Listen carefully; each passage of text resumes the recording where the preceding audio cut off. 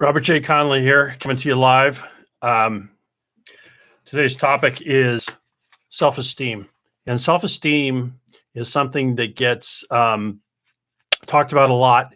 And my aim here is to simplify it for you and actually, in this short video, help you boost your self-esteem.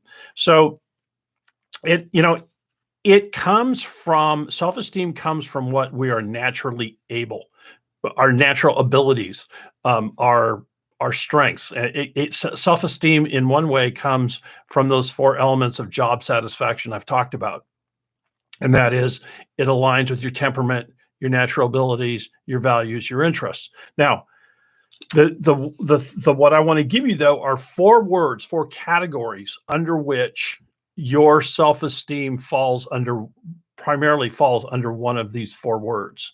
And if you will memorize these four words, it will change your life. You'll see yourself in an elevated fashion, and you will be at peace with the conversations and the feedback or input that others offer you, whether solicited or not. All right. So four classifications where your self-esteem comes from: artistic, dependable, empathic, ingenious. I'm going to repeat those real quick: artistic, dependable, empathic, ingenious. Now, overwhelming odds are that as soon as you heard one of those four words, one of them resonated with you more than the others. So let me define each one a little bit more. Artistic. Artistic is about showing, imaginative skill in arranging. When you're painting, you're arranging colors. When you're dancing, you're arranging moves. The artist, the virtuoso, the person seeking to physically perform, body in motion. And so artistic, think of it also as done with a flair, with a little panache, with a little sense of style. So word number one, artistic. Number two, dependable. Dependable. Capable of being trusted. Do what you say what you do. And again, well, I shouldn't say again. Let me also add another clarification. It's not that all of us don't have elements of each of these. We all do, but one over the other three will be your greatest source of self-esteem. All right. So the second word, dependable. Third word, empathic. Empathic. Understanding, being sensitive to the, vicariously experiencing that through which another person is going, or the thoughts that they're having, the experiences they're having. It's walking in the shoes of the other. And as I've said in other videos, I don't believe I can teach you to be empathic, and some people are highly empathic and others aren't. And so for those that are highly empathic, that's going to be your source of self-esteem, is in your empathy. And, one of my rubs, I'm not attacking. If you're a student of personal development, you know who I'm talking about. There's a person who's made a tremendous living off of selling empathy. And I don't mean selling in a pejorative way, just espousing it. Espousing it would be a better way to say it. And what I want you to believe is that, yes, all of us should attempt to be empathetic, but only some of us will get our self-esteem from that ability. Some will be actually hostile towards it, others indifferent or neutral. And then there are a set of people that get self-esteem from the capacity of empathy. And so that's word number three, empathy. And the last one is ingenious, inventive, having an unusual aptitude for finding new solutions, for inventing things, whether it's Steve Wozniak for inventing the Apple computer, or Paul Allen for being a maestro in the, or not a maestro, but a virtuoso in the development of software for Microsoft.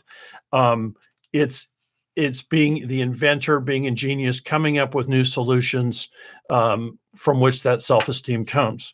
So real quickly, again, I'll say the four words: artistic, dependable, empathetic, empathic, and ingenious. So, by definition, self-esteem comes from within. And so step one, first you have to hear your voice and what your voice, your like I said, your inner voice said, "Oh, that one works for me. That's my that that's me." And the important thing is to remember that it's absent agreement with others. This is a very personal, individualized thing. This is where you get your self-esteem, and you don't need to share it with anybody, but you need to be in touch with it with yourself. And so one of the challenges though is that that we can allow others to damage our self-esteem. And the first so I'll give you three tips on how to deal with this. And the first one is it's a simple arithmetic problem. If there are four preferences, then at minimum 75%, well, I'm not gonna get into the math. Anyway, just remember, most people you meet don't get their self-esteem the same way you get your self-esteem. Be at peace with that. This is about you. This is your inner energy. This is how you feel good about yourself and hold yourself in high regard. And so most people don't get it the way you do. That's a pretty cool thing to start understanding. All right. So the next step number two is that when you are questioned or attacked, a dependable a person whose self-esteem comes from dependability attacks the artistic or the whatever the other three. They're remember, they're telling you where they get their self-esteem. They're not giving you an accurate assessment of who you are and where you should get your self-esteem. When someone is attacking you at this very personal core self-esteem level, they're telling you about themselves and about what they value. Listen to it, because you can also then realize, oh, okay, that person prizes being dependable. That person prizes being ingenious. So if I need something ingenious, that's my go-to person. But it's not it's not an accurate reflection of what's actually going on for you. And so then number three is start from one of these three words. If you want to move forward and you want to come from and have the wonderful gift of high self-esteem and feeling good about yourself, get in touch with one of these words. Just let them resonate. Let them tumble around. If one didn't hit you immediately, just meditate on it. Meditate on it. Artistic, dependable, empathic, ingenious. And you will, just by doing that, you can start appreciating yourself more. And then where you'll take your game to superstar level is when you realize that that's what you bring to others. That which gives you self-esteem and you bring it to others. You bring your artistry to others. You bring your dependability to others. You bring your ingenuity to others. You bring your empathy to others. That is where you become superstar. That's where you excel. That's where you're in the zone. And the last point, if they're not seeking it, don't waste your time. Move on. There's a biblical saying about don't cast your pearls among swine. And I have a love-hate with that because I don't like calling other people swine. But don't get enmeshed with others that aren't seeking that which you have.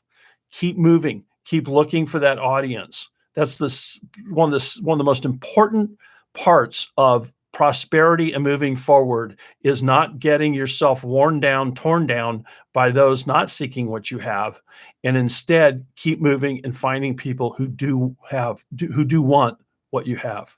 All right. I'm Robert J. Conley. I hope that helped. I'll see you next time. Take care.